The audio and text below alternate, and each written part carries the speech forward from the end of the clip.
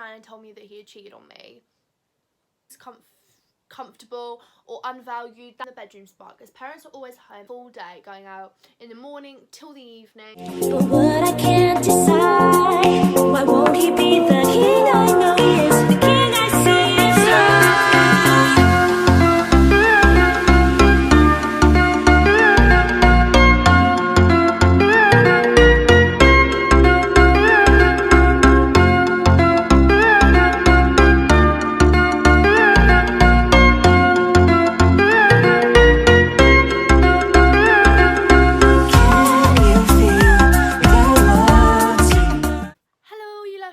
and welcome back to my YouTube channel. I hope you're all doing super well and staying safe and staying home.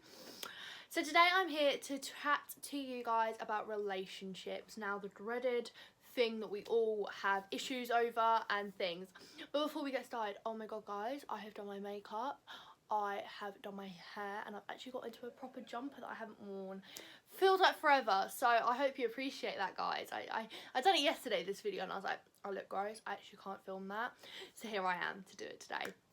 So this is a hard one for me to talk about, not because it's close to my heart or anything, because every relationship is completely different, and for me to sit here and give you advice is really hard because I don't know background stories. You guys have sent in questions and dilemmas, but I don't know anything about your relationship. I don't know how it works and everything, so I'm just going to go off my personal opinions, what I would do, and yeah, it might not all work for you guys, but I hope just hearing a little familiar voice, if you watch my channel regularly, you'll know, just having a little chat. But if you are new here, hi, I'm Brooke. I do all sorts of different videos, so make sure you subscribe. I have got a boyfriend. I've been in a relationship for just over a year with Dan, and it's my first proper relationship. So obviously I'm not a relationship expert, but I do read a lot of stuff about it, and I do have a very intelligent mum that always tells me everything about relationships, and I feel like I've seen a lot. So yeah, let's just get into it. So the general questions were, a lot of you guys were asking about how I'm finding lockdown without Dan. So for me, I like to kind of think as positively as I can, and I like to think that this is something that I can't change. I can't do anything about this situation, so there's no point in me moping around and being miserable about it.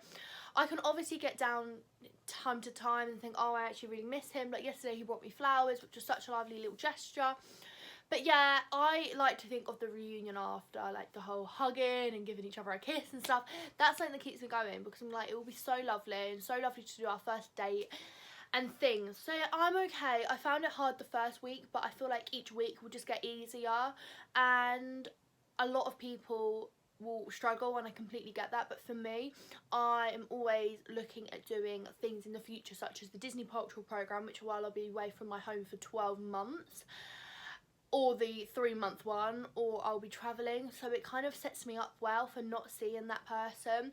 I feel like it's harder because people are telling you that you can't see them, but some people are saying struggling with not seeing my partner in lockdown. Now this is obviously reasonable. People are struggling, especially if you see that person every single day. It is quite hard, but things that you can make this easier is do something that's cute. Maybe send them. I sent down a postcard from Funky Pigeon. It was 99p, and I put pictures on it and I said, I really miss you. And that little thing just goes a long while. He's got me flowers and pineapple. Drop them off at my doorstep. Lovely gesture. Even if you're away from someone, you can still do these things. And even if you don't live with them, if you've got a boyfriend and he's not doing anything, girls, send this to him. Buy your girlfriend flowers. Just order them online. Like, there are so many different ones. They're not expensive. Just buy her some flowers and it will change her week, and she'll stop moaning at you for the rest of the week. Yeah, like little things, FaceTiming, chatting all the time. And dinner dates, you can order in a takeaway, the same takeaway, or you can do it for each other and watch a movie and just chat on FaceTime. It'll feel like a date even though you're not together. And like little things like that, if you make it, you can make it work. And think of the people in long distance relationships, and I've seen a lot of people being like, this is nothing for me, but you are allowed to be upset and you are allowed to miss that person. So the next question, okay, so the next question is the talking stage, and when do I know to stop talking to other guys? The talking stage sucks. So the talking stage only sucks with what you do with it. You've got to kind of, in the talking stage, understand each other. You've got to understand boundaries. You've got to understand where you're at in that relationship, whether you think you're going to go further, whether you see your relationship progressing. So always make sure that you're not in the dark about like your talking stage, because I feel like a lot of people get into the relationship and into that talking bit when the other person's not really committed. So make sure that you're not sitting there looking like an absolute mug when in reality that other person's no good for you. Ask them what they want.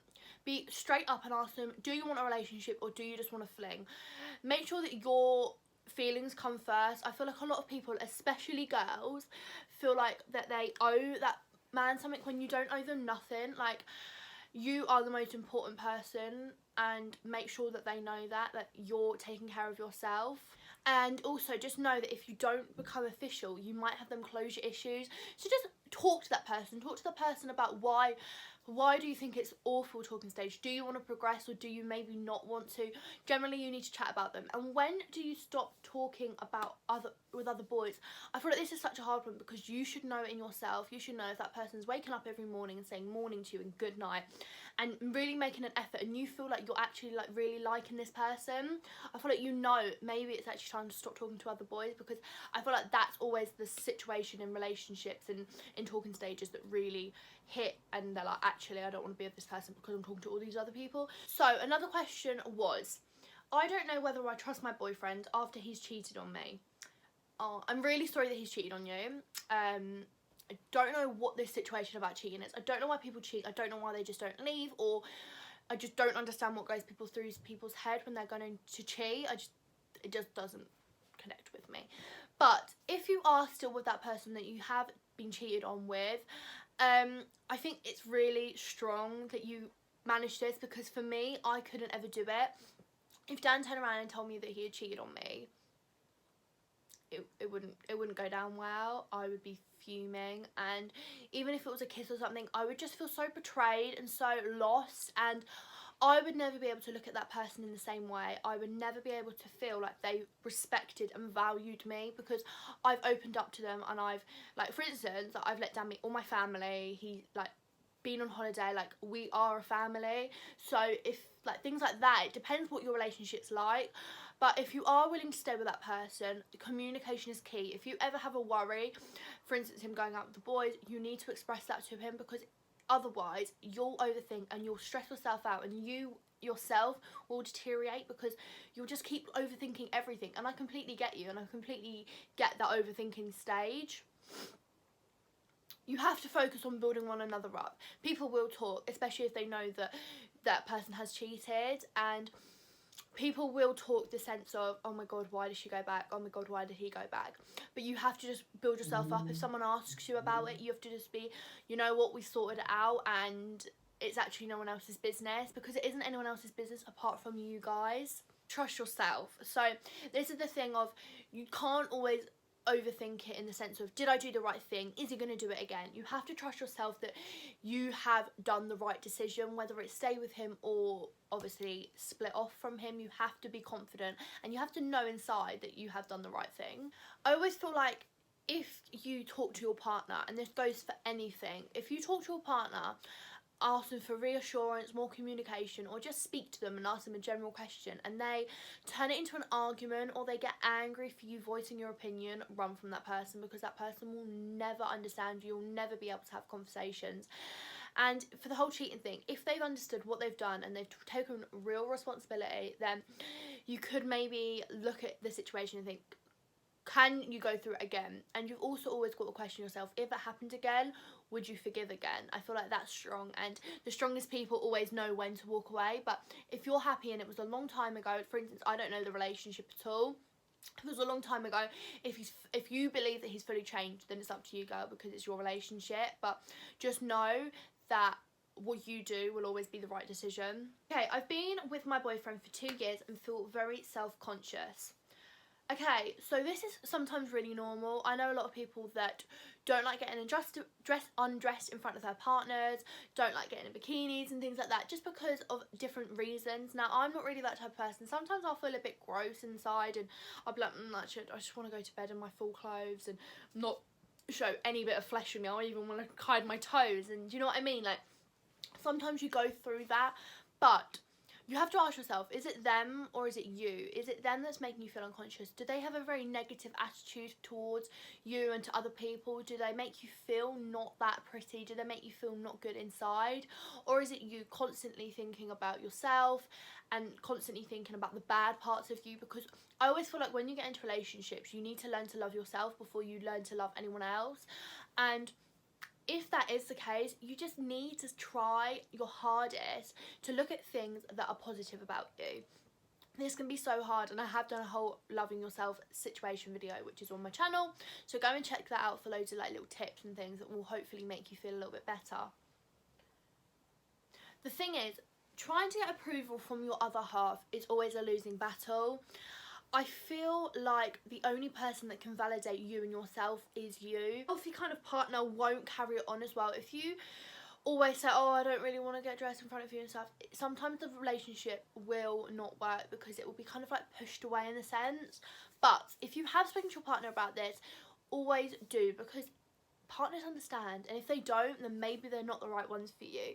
But honestly, I don't know what the situation's like, but honestly I'm pretty damn sure that your boyfriend loves you for who you are, and you don't ever have to worry. But there's also never any rush. If you want to take your time in the relationship and not maybe show off parts of you that you're not comfortable with, then that's absolutely up to you. And if he doesn't accept that, then he's not for the long run. But honestly, take your time, and there's absolutely no. One of the next questions is, should I give my second ex should I give my ex a second chance? Now obviously it depends how you broke up, what the situation is now, what he's done in between the relationship and things like that, but you know when it's right and you don't really have to question it. So if you see the trust coming back, and if you fully trust in him, and whether he's cheated or whether he's done that, obviously I've just spoken about the cheating, but if you really do trust him and you really do believe that possibly he's changed, look at the situation of why did you break up and what has changed in that time that maybe stop that. Because you need to see yourself. I always think that a lot of people say, like, you get into relationships because you see them in the long run, and that's exactly it. Do you see them in the long run, or do you just see them for now?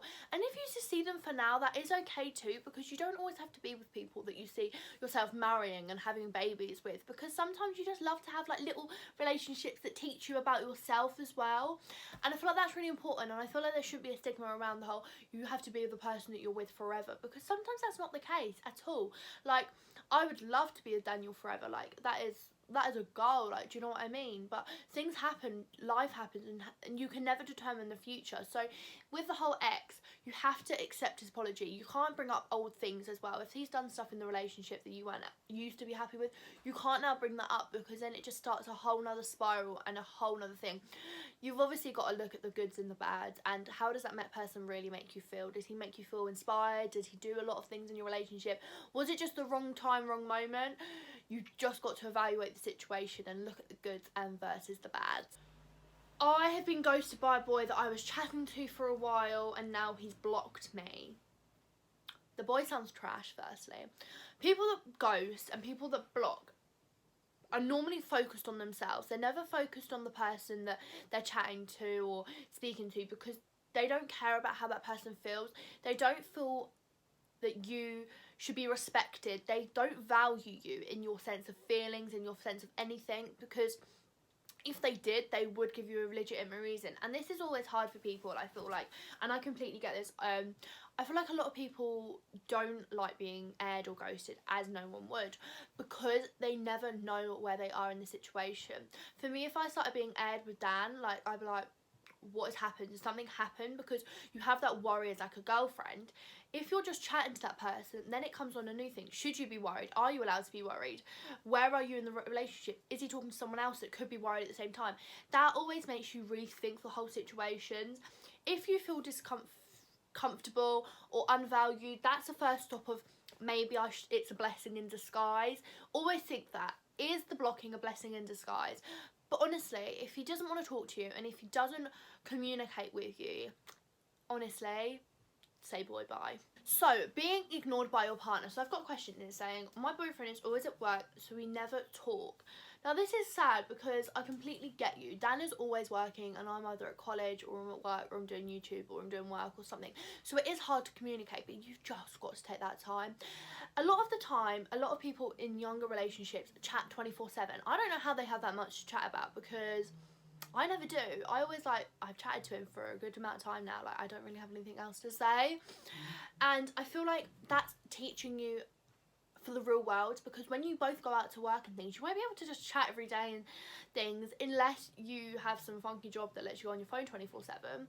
I feel like it teaches you, and as long as he's still prioritising you, and if he's taking time out of his day to give you a call, whether it's after work or anything like that, that's what's important. If he's not, and if he's completely not chatting to you throughout the day, then you need to speak to him about it, because the communication is key in that. And you need to say, you know what, I'm not feeling like I'm prioritised in your life or anything like that. And question yourself, are you being too needy? Because a lot of us girls are. A lot of us girls need 24/7 attention. And recently, through lockdown actually, I've realised that maybe I just need to back off a little bit and maybe just not message as much, because then they're like, it's a relationship again, and they're kind of like chasing you in that sense. Sometimes use it for the things that you need to get done and not kind of like a distraction. Don't reply straight away, just take your time. And I don't think that this is a massive thing. Some people are generally just busy. So it's quite a personal question, this one. So someone's asked, the tips on keeping the bedroom spark, as parents are always home and I can never wear nice underwear because I'm always scared of someone walking in. Oh, girlfriend, I feel like a lot of people get this, because a lot of like our relationships are at home, and if you are having sex, obviously over 16, you are tending to do it in your parents' houses. Now, I've always been in the situation that my mum's always said, you know what, obviously you're going to be sexually active, that's a general thing, that's life, and it should be never shamed upon, which it shouldn't. People have sex and it's a life thing, and women and men should never be shamed about it. And she would always say, like, I'd rather you do it in my house than other places, like other weird places. And I completely get that, and I would always be the same, and I'll always respect that in a sense. Make date night a thing. Possibly talk to your parents if they're like, if you're able to, if they're kind of like, I've got really understanding mum and everything, and that's really, really good. But some people don't, and I feel like really sad about that, because it's like you want to be able to talk to your parents, obviously. Get out of your comfort zone. So maybe do like something different, be like a little bit more adventurous, and talk to that partner, see if they're feeling the same, because honestly, the bedroom spark is so important. And if you don't have that, a lot of people fade out of relationships. But I would love to have a little DM with you. If you want to DM me and we can have a proper chat about it, I will be more than welcome, because it's quite a difficult one. So, taking my bad feelings out of my partner, how do I stop this, or what do I do? I'm guilty for this. If I'm in a bad mood, I will sometimes take out on Dan, and it's not fair on him at all. But I feel like a lot of people do it, and I've actually tried to like stop doing it recently. And it's a toxic trait, and you've just got to realise that. And the quicker you do it, the better it is. So some things I do is write it down. I have a diary. This is my diary. And I write down all my bad feelings in it. And literally, it's not all bad feelings, like good days as well. But I write down things that I need to talk about, but write it down so I don't take out on anyone. Give yourself space. All you need to do is message that person and say, I'm just not having the best day at the minute. If he's at your house, but I'm just going to take 5 minutes outside, go on a little walk to refresh myself, I'll be back in a minute. Take your time. You are allowed time in relationships. You don't have to be with that person 24/7. And time will pass, and use it as a building, use it as that, because people in future relationships, if you're with that person forever, you are going to have bad feelings, you're going to have a bad day at work, you're going to have a bad day with the kids, things like that. You have to always look out to the future. Use the time wisely. At the moment is the best time to do it. So do some like yoga and things that will reflect on you, and do that, because that will always help. So sweet. I'm 16 and I've never been in a relationship. How do I get myself out there? So best advice to get into a relationship is you've never been in one. The first thing I can say is do not rush. There is absolutely no need to constantly get into a relationship.